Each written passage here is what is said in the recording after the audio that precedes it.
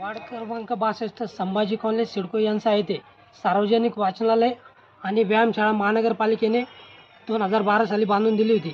परंतु 6 महिने सुरळीत चालल्यानंतर ही व्यायामशाळा आणि वाचनालय कायमस्वरूपी बंद पडलेलं आहे. त्याला आता कचराकुंडीचं स्वरूप आलेलं आहे.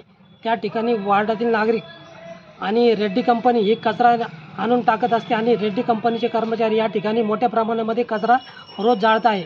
त्यामुळे परिसरामध्ये धूर हा मोठ्या प्रमाणामध्ये पसरून नागरिकांना श्वासोश्वासाचा त्रास आणि आजारी पडण्याचं प्रमाण हे वाढलेलं आहे. त्यामुळे माझं मनपा प्रशासनाला आणि मनपा आयुक्तांना विनंती आहे की त्यांनी वार्ड क्रमांक 62 संभाजी कॉलनी येथील व्यायामशाळेला भेट देऊन आणि वाचनालयाला भेट देऊन आपण ही सर्व समस्या जाणून घ्यावी. आणि या ठिकाणी रेड्डी कंपनी रोज कचरा नियमितपणे जाळत आहेत.